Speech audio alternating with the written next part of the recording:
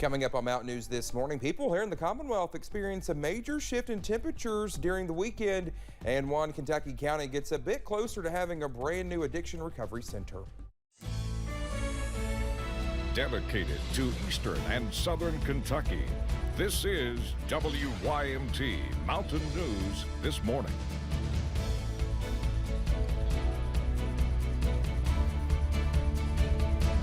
Good morning to you. It's Monday and it's just before 5 o'clock. I'm Dakota Makris. Thank you for waking up with us. And if you're having a hard time waking up, well, so am I. This time change has really just done something to me, Brandon. Listen, man. I don't like it. Nope. I don't like it. Nope. So all week, Brandon, I get a pass to complain about the time change. And then next week, I'll be fine. I'll let you have it this week, because I'm telling you, for people like me and you who have to get up early and you're going to bed and it's still daylight outside, no, exactly.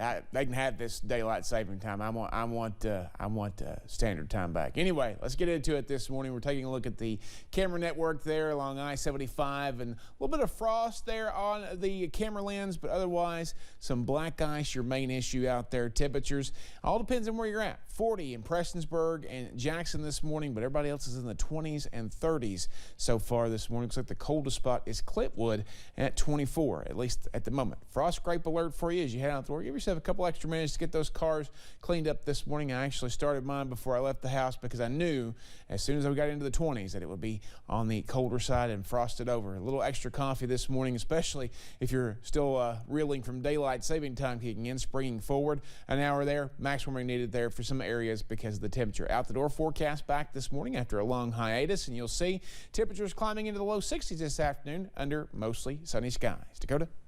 All right, Brandon, thank you. Well, with heavy snowfall like we saw during the weekend, road crews, well, they had to be quick to respond. While many of us were asleep early Saturday morning, maintenance crews in Perry County were trying to get ahead of the snow. Road crews were out clearing certain areas as early as 1 a.m., making sure roads were safe for those who had to travel.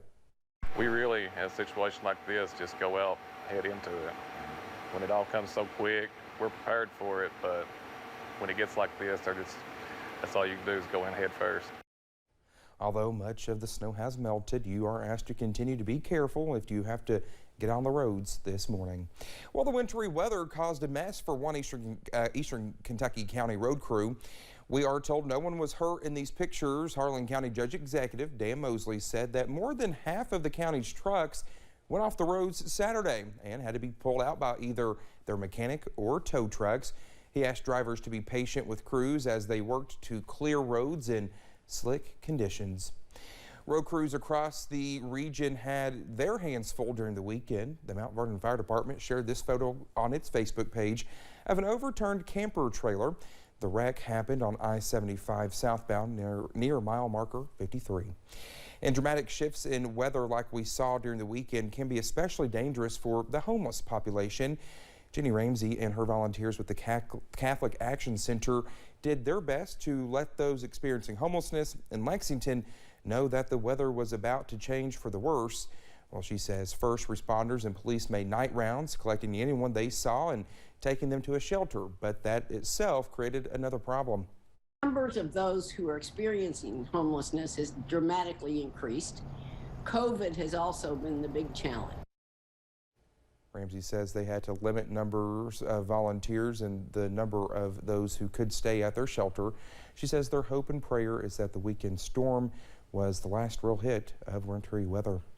The weekend snowstorm did not affect the last day of West Virginia's legislative session. The point of contention for more than 90 minutes of heated discussion, abortion, specifically a bill that would prohibit the procedure to those seeking it because of a disability to the unborn child. The law would force doctors to inquire of their patient's reason for the abortion and confirm it had nothing to do with a disability, including Down syndrome. Under questioning from Democrats, the bill's presenter said an abortion could proceed with any other reason. And you actually had to talk to them, you wouldn't push this legislation. If you actually had to hear their stories, you wouldn't come down here and pass this nonsense. You wouldn't do that if you had to hear them out. Democrats accused Republicans of rushing the bill for political gain. West Virginia Senate passed the bill with a vote of 27-5. The bill now heads to the governor's desk. Well, Eastern Kentucky is one step closer to adding a new addiction treatment center in Greenup County. Addiction Recovery Care announced that its purchase for a portion of the former Our Lady of Bellefonte Hospital campus has been fully executed. In December 2021, ARC shared its plans to develop the former hospital campus, which closed in 2020 after nearly 70 years of service. The new treatment center is expected to create an additional 250 local jobs, including nursing, counselors, case managers, and maintenance workers, among others. And with March being National Kidney Month, health officials in Corbin are asking everyone to get tested for kidney disease. Those with Dialysis Clinic Incorporated say almost 8 to 10 million people are unaware they have the disease. 2 to 4 million people out of those have severe chronic kidney disease. One of the clinic's patients, Kenneth McGee, says if you can get tested, you should.